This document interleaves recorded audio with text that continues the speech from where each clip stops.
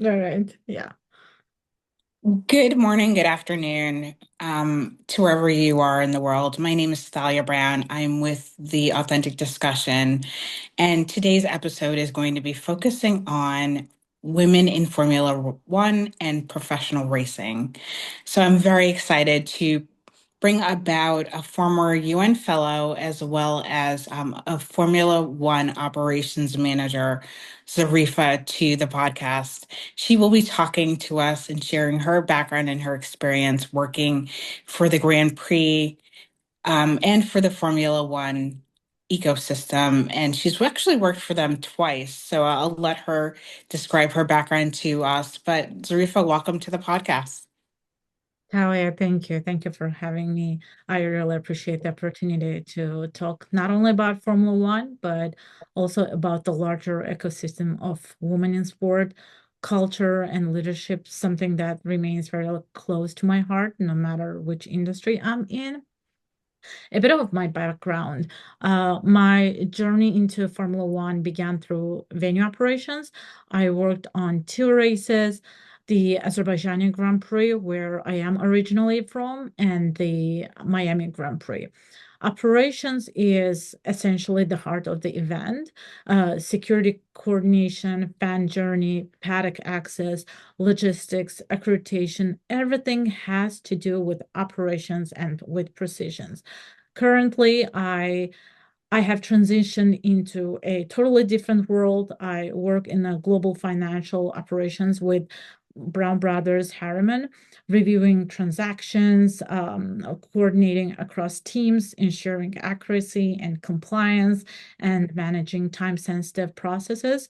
So basically, Formula One taught me the adrenaline, and now finance taught me the consistency. So together, they shaped my leadership style. So that's pretty much I love that. Yeah, that's awesome. So you're the first person I've ever met in professional sports, specifically motorsports for Formula One. So I, like a huge, like maybe many other women, weren't aware that there were women in leadership or even in operational roles at Formula One. I think we always thought it's a male-dominated sport. So what I'd love to shed some light on this afternoon is kind of the roles that exist, right? So take us from, a professional racing role all the way until like the actual race itself and the operations behind that. I think one of the biggest misconceptions is that Formula One only revolves around the drivers. But in reality, F1 is an ecosystem of thousand roles.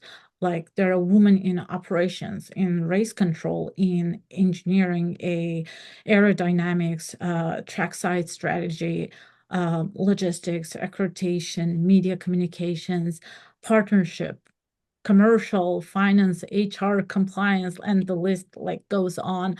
And during my work in operations, I saw essential women were to the success of a race. It's not just great, it's everything surrounding it. So yeah, there are a lot of roles that women can explore. That's awesome. That's exciting to hear. And as I did some research on my own, just to kind of have a baseline understanding, I learned that there was really somewhat of a shortage in women in racing, right? So the representation hovers right at 31% in terms of women in operational roles within Formula One. But it sounds like Formula One has addressed this and it's doing an excellent job of trying to now empower and amplify women. And take us through that journey and take us through the F1 Academy and what is that? Oh, so F1 Academy, it's led by Susie Wolf, and it is an all-female feeder series launched in 2023. And drivers are typically between 16 and 25-year-old, and the grid is intentionally small, so each driver receives focus support. It runs alongside selected Formula One weekends, which gives this young woman real visibility. And the purpose is very clear to create a long-term sustainable pathway into higher categories of motorsport. Awesome. How long has that program been running? It sounds like it's a fairly recent initiative. Yeah, I mean, it started in 2023. It launched in 2023, and yeah, it started from there. And in terms of how many people it's placed, and you might not have that raw data on hand, but from my readings, I was understanding that there have been at least six professional women drivers that Formula One has employed. Has that just been a result of the program, or is that in the history? So, Um, yeah, sorry. no, go ahead. I didn't mean to cut you off there. So yeah, only six women in history have ever participated in a Formula One Grand Prix. I think Maria Teresa de Phillips, Lella Lombardi, and Susie Wolf, Giovanna Amati. So I don't remember exact all names, of course, but this woman proved possibility. However, they were isolated moments, not part of a sustainable pipeline. That's where the F1 Academy matters. It's just designed to make sure the next generation of girls enters motorsport consistently. That's awesome. And I think we talked about this offline. I'd love to bring this into the podcast. What are the skills needed? And from what it sounds like, you just have to be humble and hungry, right? Initially, I was thinking that you needed STEM skills like engineering, math, and science to really step into a role in Formula One, but please correct that misconception. So my advice is start early, definitely. Be curious and don't wait to feel ready. In motorsport, confidence often comes after you begin, not before. So girls who want to enter this role, they should explore everything: engineering, operations, communications, strategy, data, or even the F1 Academy. There are many roles beyond driving. Most importantly, build discipline and self-belief. Talent get Talent gets you noticed, but consistency keeps you in the room. So, and never be afraid to take the first step. Sometimes you become the representation you wish you had. So, I would say if you have an interest in Formula One world, then just take a step. I understand the educational background is important, the experience background is important, but you can definitely start from scratch. That's awesome. And it sounds like you took your Formula One experience into investment banking. If I'm not correct, Brown Brothers Harriman is an investment bank. Yes. How was that pivot for you? Oh, the transition into finance was completely new world for me because I had no prior experience. So my first 6 months were a true learning curve. Even after a year and a half, I still learn something new almost every day. There are days where everything goes well and days where things don't, but that's part of any growth journey. What helped me was bringing the discipline I learned in Formula One, remaining calm under pressure, being precise, thinking ahead of time, and communicating clearly. Those skills translated naturally into finance.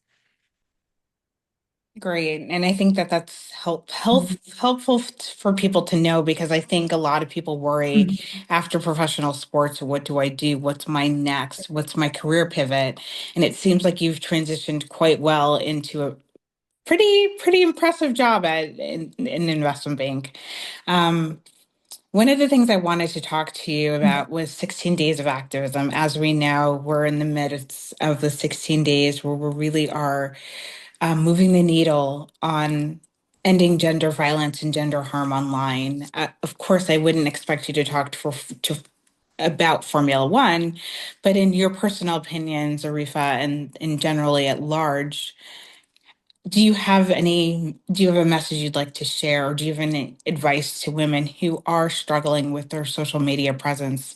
I think as women, we tend to want to be visible. We want to be out there. We want people to see us as a way to build our stereotype, our image, our narrative. I shouldn't say stereotype, but our image, our narrative about ourselves. And we want people to know that we're out there doing things. But has that we're now starting to see that that has cultivated into some digital harm. Yeah, I mean, unfortunately, one area that absolutely needs more attention in sport and including Formula One is digital violence. Most people still imagine violence as a physical harm, but today it's often online harassment, intimidation, character attacks, and attempts to silence women in public spaces.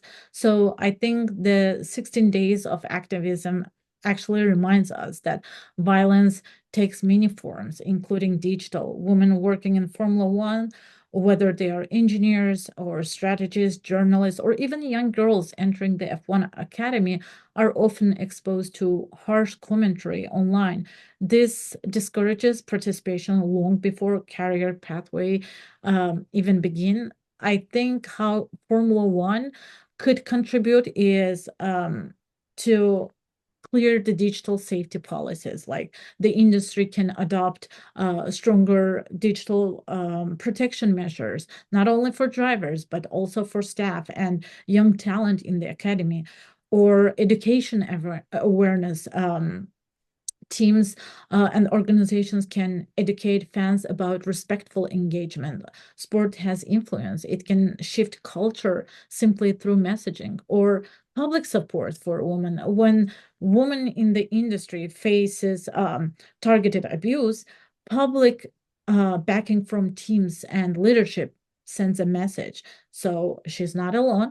That kind of visible support matters more than people realize.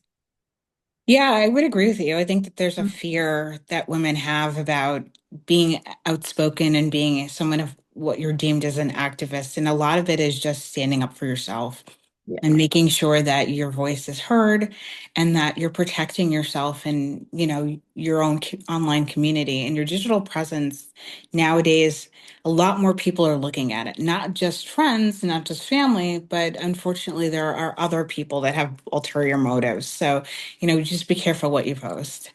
Um, is Mhm. it, I think we've covered almost everything. I don't know if is there anything that, are there any final thoughts that you have, Zarifa, that you'd like to share with the audience?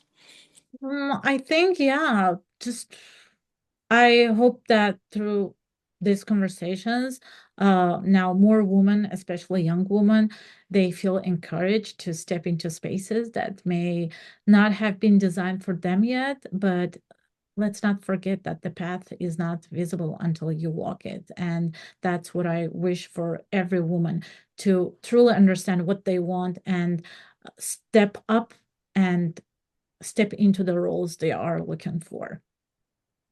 One last question, because Mhm. this just, I feel like I might have missed this. We talked about some female role models. What about male allyship, specifically Lewis Hamilton, who's been doing a lot for the industry? And we talked a little bit about culture shifts. Do you want to expand on that a little bit? Yeah, absolutely. So Lewis Hamilton, he stands out. Definitely, he stands out as one of the strongest examples of allyship in modern sport, not because he speaks loudly, but because he speaks consistently and with intention. He uses his platform to address issues many people are still uncomfortable acknowledging, unfortunately: inequality, underrepresentation, and the lived experiences of people who feel unseen in elite spaces. So when Lewis raises these issues, he is not only advocating for himself, he is advocating for the future of sport.